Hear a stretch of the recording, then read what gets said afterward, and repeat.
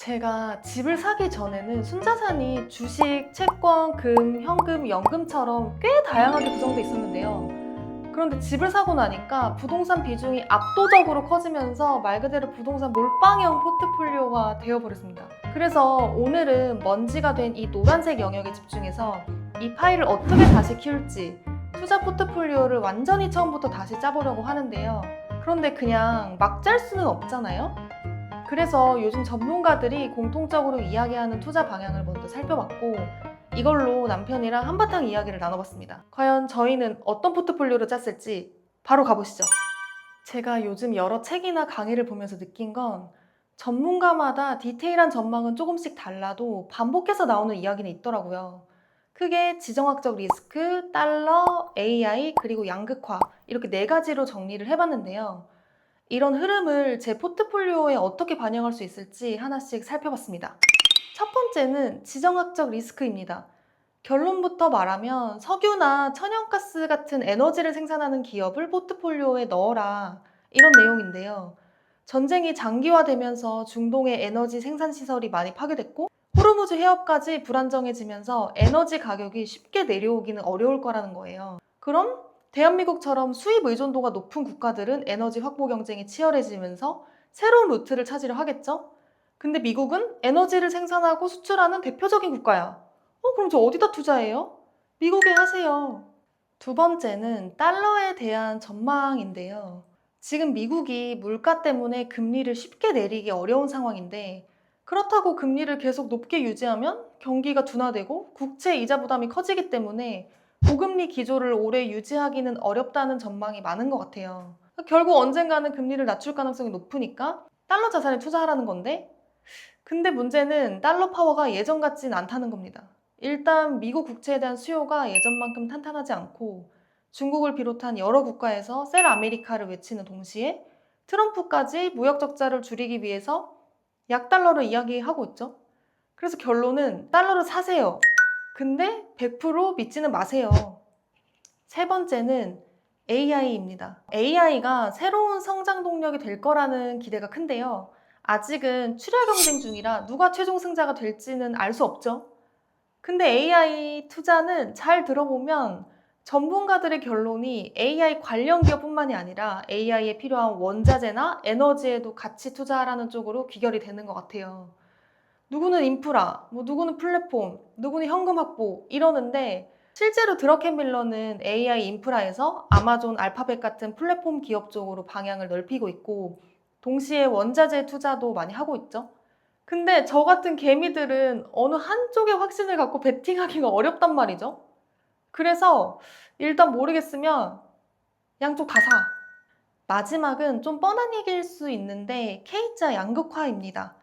앞으로는 자산도 기업도 양극화가 더 심해질 거라는 내용인데요. 중요한 건 중앙은행의 통화정책과 정부의 재정정책이 앞으로 이 격차를 더 벌릴 가능성이 크다는 겁니다. 중앙은행은 단기적으로 금리를 올릴 수는 있지만 여러 가지 문제로 이 기조를 오래 유지하기는 어렵고 정부도 무작정 돈을 풀기보다는 AI처럼 생산성을 개선하는 산업에 돈을 태울 가능성이 높다는 거죠.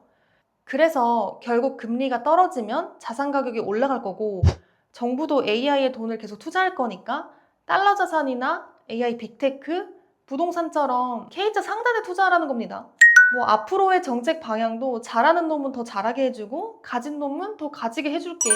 그래서 제가 이렇게 정리한 내용을 남편한테 공유를 해줬습니다. 10년을 봤는데 2배가 안 올랐어요. 4년 동안 내가 뭘 기대해야 돼요? 당연히 에너지 석유는 안 된다는 거야. 근데 전기는 달라. 이렇게 하나씩 얘기를 하면서 저희가 몇 가지 원칙에 합의를 했는데요. 저희 부부는 투자 성향이 정말 다르거든요. 어떻게 다른지는 지난 영상에서 이야기를 했으니까 궁금하신 분들은 한번 보고 오셔도 좋을 것 같습니다. 저희의 투자 목표는 4년 안에 5억을 만드는 거고요. 기간은 26년 8월부터 30년 5월까지로 잡았어요. 그래서 저희가 합의한 투자 원칙은 크게 4가지입니다. 첫 번째는 잃지 않는다입니다. 저희는 리모델링 아파트를 샀기 때문에 분담금이라는 명확한 목표를 갖고 있어요. 그래서 수익을 내는 것도 중요하지만 잃지 않는 게 더 중요하다고 생각을 했습니다. 두 번째는 성장성이 높은 곳에 투자한다인데요. 투자 기간이 4년으로 정해져 있기 때문에 사이클이 긴 섹터보다는 성장 속도가 빠른 섹터에 집중하는 게 좋겠다고 생각을 했습니다. 세 번째는 역할을 나눈다인데요. 저희는 투자 성향이 워낙 달라서 남편이 하이 리턴을 담당하고 제가 로우 리스크를 담당하기로 했습니다. 그래서 투자금도 남편 20%, 저 80% 이렇게 나눴습니다. 마지막은 매달 공유한다입니다. 매달 각자 투자한 종목과 수익률, 그리고 아이디어를 공유하면서 서로 압박하고 견제를 해주기로 했습니다. 그럼 이제 저희가 실제로 어떤 포트폴리오를 짰는지 공유해 보겠습니다. 저희는 집을 사고 다시 돈을 모으기 시작해서 현재는 달러, 금, 현금을 다 합쳐서 한 2천만 원 정도가 있고요. 그러니까 사실상 포트폴리오는 완전 처음부터 다시 만드는 상황이라 보시면 됩니다. 그리고 투자금은 매달 500만 원씩 투입할 예정이에요. 그럼 지금부터 하나씩 채워보겠습니다. 먼저 저희는 달러를 기본 자산으로 가져가기로 했어요. 환율이 떨어질 때마다 조금씩 환전을 해서 SGOV라는 단기채에 넣어두고 이자를 받으면서 대기자금으로 활용할 생각입니다. 비중은 상황에 따라 다르겠지만 대략 한 8%에서 10% 정도를 생각하고 있습니다. 그리고 지수는 전체 비중의 한 50%를 담기로 했고요. S&P랑 나스닥에 각각 절반씩 나눠서 투자할 생각입니다. 일단 저희는 잃지 않는 게 우선이기 때문에 지수 투자 비중을 좀 크게 가져가기로 했습니다. 다음은 AI를 25% 담았습니다. AI 반도체, 응용 플랫폼, 로봇 이렇게 세 영역으로 나눠서 개별주 위주로 투자를 하기로 했고요. 이쪽은 남편이 주로 맡아서 종목을 고르고 관리를 하기로 했어요. AI의 최종 승자가 누가 될지 모르기 때문에 한 영역에 몰아넣기보다는 여러 분야에 나눠서 투자를 하려고 합니다. 그리고 금은 7% 담았는데요.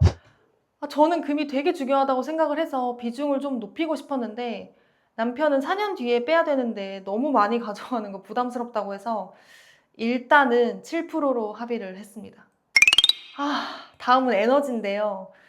저는 그래도 석유랑 천연가스는 넣어야 되는 거 아니냐 했는데 남편이 이건 사이클이 너무 길어서 우리한테는 도움이 안 될 거라고 아주 확신을 갖고 말하더라고요.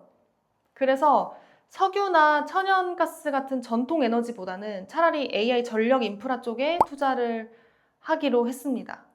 마지막은 원자재인데요.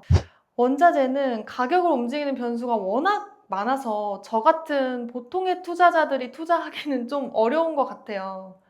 게다가 저희는 투자 기간도 4년으로 정해져 있으니까 이럴 거면 차라리 S&P 비중을 높이는 게 낫지 않나로 결론을 내렸는데 아직 모르겠습니다. 원자재는 공부가 좀 필요할 것 같아요.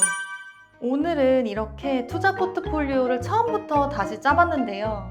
정리하면 지수 투자를 기본으로 깔고 AI에 조금 더 베팅을 하면서 에너지 원자재로 분산하는 전략입니다. 사실상 큰 판은 다 짰는데요. 이제 남은 건 언제 들어갈 거냐입니다. 과연 저희가 이 포트폴리오로 목표를 달성할 수 있을지